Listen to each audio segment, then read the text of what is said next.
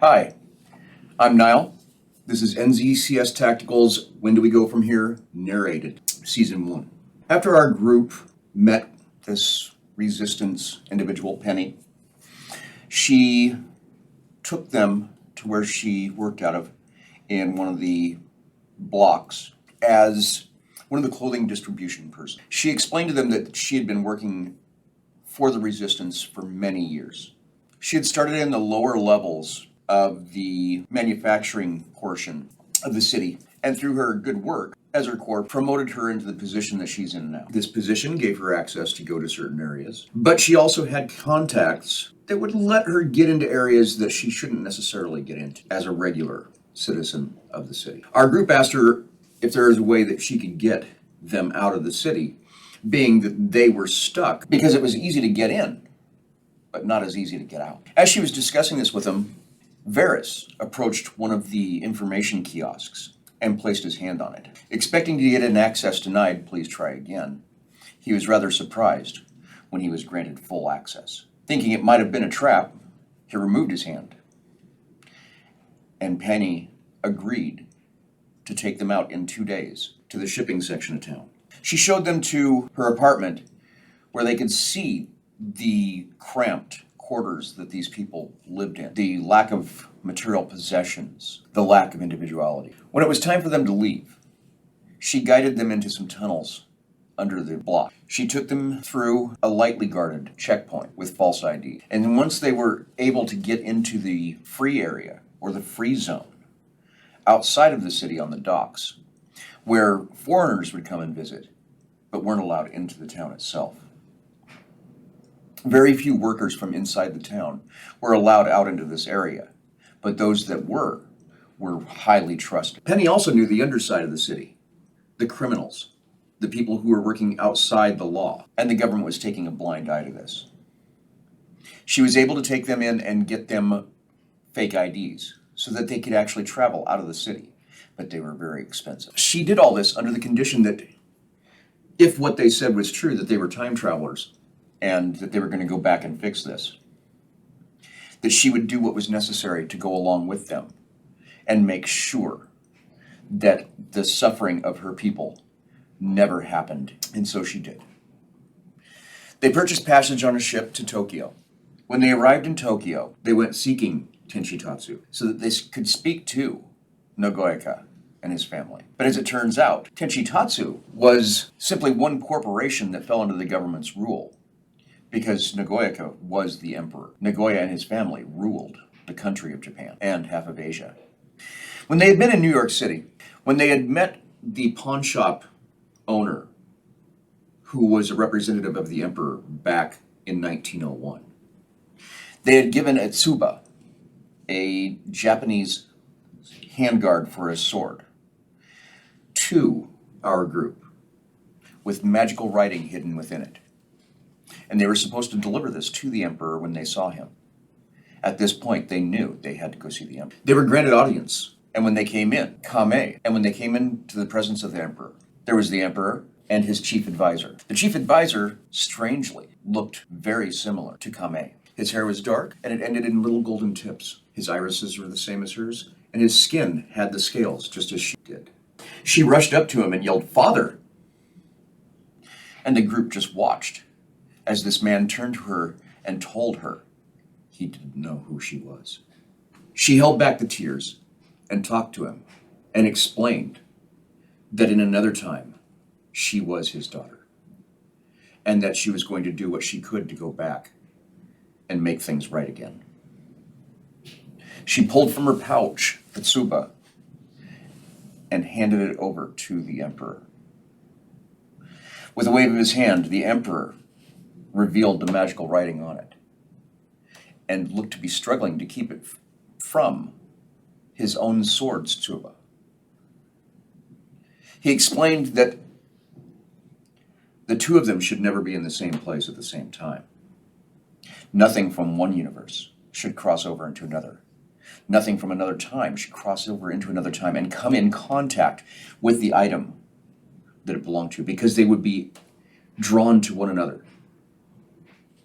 And once they touched, it would be irreversible the damage that it caused to time and space, and the total obliteration of the two items that were the same mass occupying different places in the same plane. He gave the tsuba back to her and told her to hold it, to take it back to him in her time. The palace had its own temple, and he explained this to them.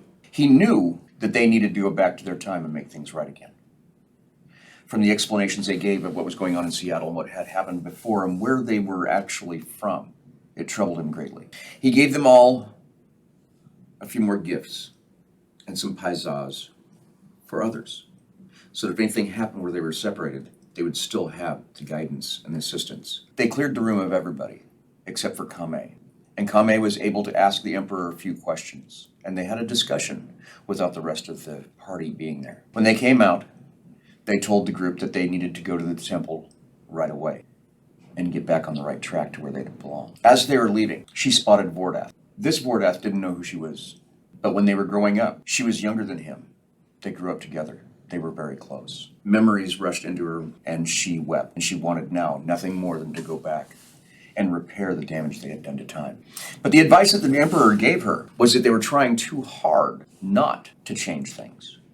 And by not trying to change things, they were not putting into effect the things that actually made the time be the way that it was before. So in effect, trying to prevent paradoxes, they created paradoxes. They all went to the temple, and as usual, as Varys stepped in, the markings on the floor glowed, the room spun, and they were in a new temple when it all stopped. Strangely enough, they were back in the first temple that they teleported into, or at least it seemed so. That first statue, towering above them.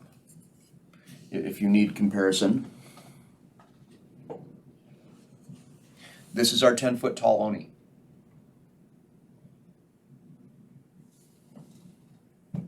They believed they knew they went into the same temple. So when they went to investigate the area, they came outside and saw that it was a bright morning. They could see as far as the great lake that was down below. And then they looked up the hill at the building where all the beasts had come out of before. But this time, it seemed that the building above was in ruins. It wasn't the grand building that they saw the last time they were there. So they went up to investigate. And what they found was several contractors of the time making repairs, making the building presentable, livable. When questioned, the workmen, work beasts, for they were not human, explained that Lord Ezerhaddon hired them to rebuild this old, broken down castle so that it could be used for one of his bases of operation. Our group, knowing that they needed to get back to civilization so that they could start moving history in the right direction again, left. They headed down the hill, down the mountain path to the village that they had seen before. But this time, it was alive with energy and activity. As they got closer, they saw that there was a boy running around, playing with his stick. The blacksmith was at his forge, hammering, and they came closer, and they saw that this boy, who was maybe 12 years old, was well over 6 feet tall. And he was running around with this stick, stabbing things. He was enjoying himself. He was playing soldiers. He was the only boy there. And as they came closer, he saw them. He yelled something unintelligible to them and ran directly for them. As he got closer, Kame was worried that if he made a threatening move, that her cohorts would actually kill him. So she turns back to her friends, looking directly at Varys and Oni, and said, "We're not fucking killing children." And as she turned back to the boy took his sharp stick and shoved it deep in her thigh. She exclaimed, grabbed the point of the stick, and pulled it from her now bleeding thigh. They struggled. Neff ran forward and cast grease, and the boy lost his footing and fell. They were still struggling over the stick between each other. Neff then cast dancing lights. And the stun effect of the dancing lights caused this boy to pull the stick back, and it jabbed him in his own eye, ripping it from the socket. The boy screamed.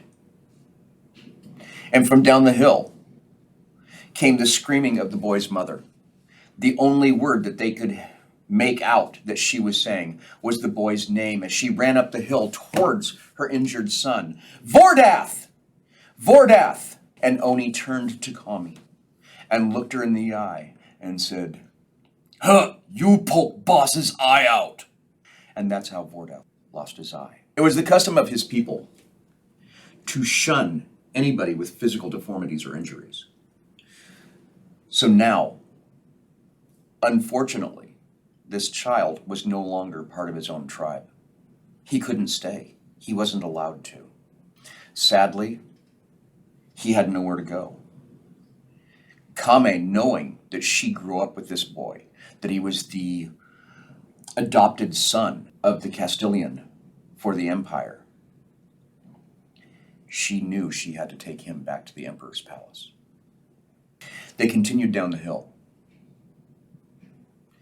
And when they got to the bottom, they, with their new ward, had to make a decision.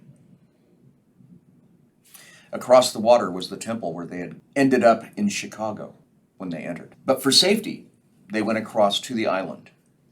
And when they got to the island, they relaxed. There wasn't really much on the island other than the temple itself.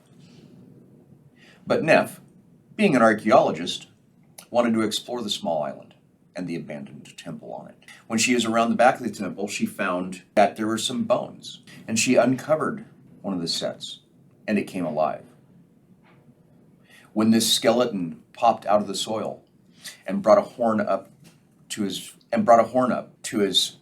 okay, I don't know how a skeleton blows a horn, but hey, it happened. More skeletons came to life, but these were giants, giant skeletons, larger than humans. A fight ensued where our heroes managed to survive.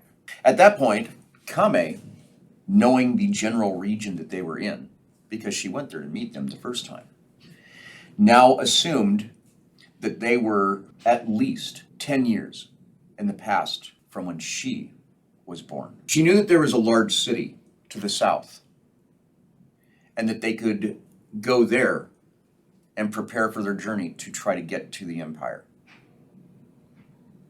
So they set out. The lake that they were on wasn't a lake. It was a bay.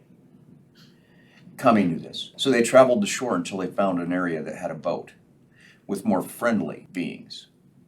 They were able to purchase the boat and start rowing themselves down the coastline. And when they came to this larger city, they found lodging, and they all decided to stay there for 3 months. They decided to learn the native language of this time and place so that they could understand what was going on. Kame was able to fund this, but only for 3 months, as they needed to move on. So over that 3 months, our people learned the ways of this area. They learned the local common language, and then when they were ready, they would travel north to find the empire.